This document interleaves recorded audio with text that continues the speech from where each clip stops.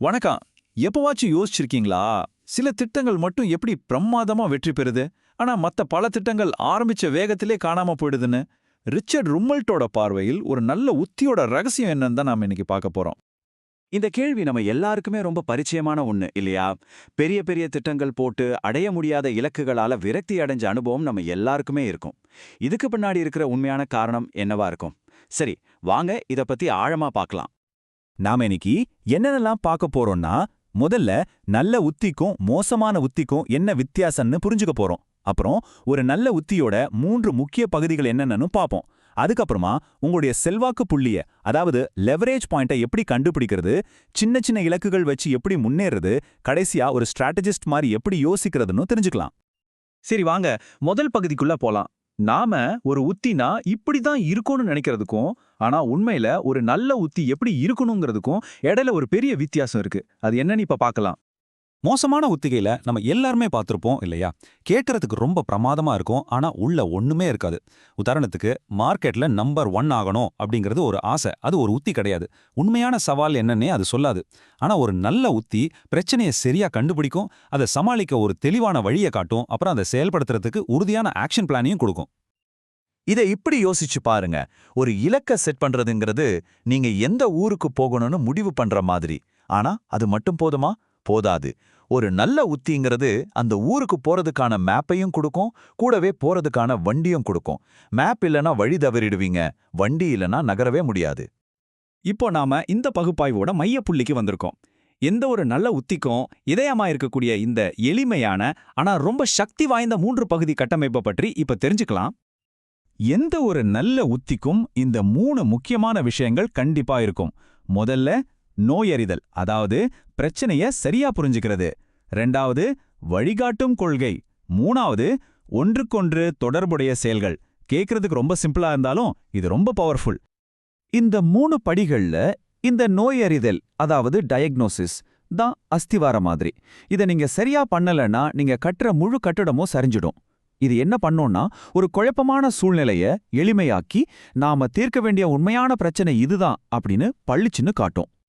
ஒரு நல்ல டாக்டரை யோசிச்சு பாருங்க. உங்களுக்கு தலைவலின்னு போனா அவர் உடனே ஒரு வலி மாத்திரையை மட்டும் கொடுக்க மாட்டார். ஏன் இந்த தலைவலி வருதுன்னு மூல காரணத்தை தேடுவார். அதே மாதிரி தான் ஒரு சிறந்த உத்தியாளர் மேலோட்டமா தெரியற அறிகுறிகளை பார்க்காம பிரச்சனையோட ஆணிவேரை கண்டுபிடிச்சு சரி பண்ணுவார். ஒரு தடவை நாம பிரச்சனைய சரியா கண்டுபிடிச்சிட்டோம்னா அடுத்த 2 படிகளும் தானா வந்துடும். வழிகாட்டும் கொள்கைங்கிறது அந்த சவாலை நாம எப்படி ஜெயிக்க போறோங்கிற நம்மளோட ஒட்டுமொத்த அணுகுமுறை. அப்புறம் ஒன்றுக்கொன்று ஏந்த செயல்கள்ங்கிறது அந்த கொள்கையை எப்படி நிஜமாக்க போறோங்கிற கான்கிரீட் படிகள். அடுத்ததா ஒரு நல்ல உத்தியோட சக்திய பல மடங்கு அதிகமாக்கக்கூடிய ஒரு கருவியை பத்தி பார்ப்போம். அதுதான் செல்வாக்கு புள்ளி, அதாவது லெவரேஜ். சிம்பிளா சொல்லணும்னா, சின்ன முயற்சியில பெரிய மாற்றத்தை எப்படி கொண்டு வர்றதுன்னு கண்டுபிடிக்கிறது தான் இது. பாருங்க, எல்லா வேலைகளும் ஒரே மாதிரி பலன் தராது. ஒரு திறமையான உத்தியாளரோட வேலை என்னன்னா, அந்த ஒரு முக்கியமான புள்ளியை கண்டுபிடிக்கிறது தான். அந்த இடத்துல கொடுக்கிற ஒரு சின்ன அழுத்தம் ஒரு பெரிய மாற்றத்தை உருவாக்கும். அதுதான் இங்க இருக்கிற சூட்சமம். ஆர்க்கிமிடிஸ் சொன்னது ஞாபகம் இருக்கா?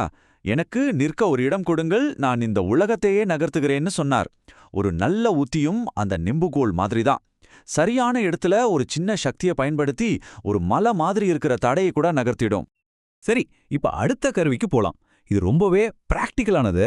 ரொம்ப பெரிய, பார்க்கவே பயமா இருக்கிற இலக்குகளை எப்படி சின்னதாக்கி ஈஸியா ஜெயிக்கிறதுன்னு இது நமக்கு சொல்லிக் கொடுக்கும்.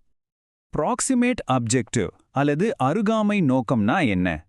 இது ஒரு குறுகிய கால இலக்கு. இத நம்மால கண்டிப்பா அடைய முடியும். அதே சமயம் நம்மோட பெரிய லட்சியத்தை நோக்கிய பயணத்துல இது ஒரு முக்கியமான மைல்கல்லா இருக்கும்.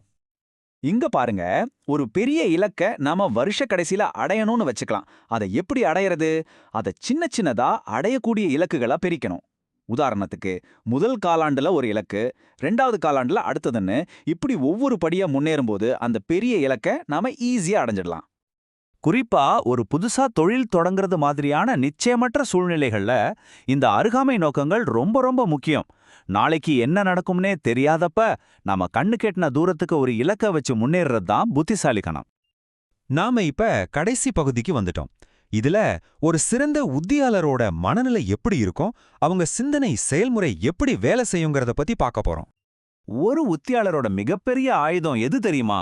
அது அவரோட கவனம்தான். உங்க சக்திய ஒரு ஃப்ளட் லைட் மாதிரி எல்லா பக்கமும் சிதறடிச்சிங்கன்னா எந்த ஒரு இடமும் பிரகாசமா தெரியாது, எந்த முன்னேற்றமும் இருக்காது. ஆனா அதே சக்திய ஒரு ஸ்பாட்லைட் மாதிரி ஒரு முக்கியமான விஷயத்துல குவிச்சிங்கன்னா அது ஒரு தெளிவா கொடுத்து சக்தி வாய்ந்த செயலுக்கு வழிவகுக்கும். ஒரு உத்தியாளரோட மனநிலை ஒரு விஞ்ஞானி மாதிரி இருக்கணும். உத்திங்கிறது கல்லுல செதுக்கின ஒரு திட்டம் கிடையாது. அது ஒரு கருதுகோள், அதாவது ஒரு ஹைப்போதசிஸ். நீங்க ஒரு தியரியோட ஆரம்பிக்கிறீங்க, செயல்படும்போது விஷயங்களை கவனிக்கிறீங்க, அதுலேருந்து கத்துக்கிட்டு தேவைப்பட்டா உங்க திட்டத்தை மாத்திக்கிட்டே இருக்கீங்க. இப்போ உங்களுக்கு நீங்களே ஒரு கேள்வி கேட்டுக்கோங்க.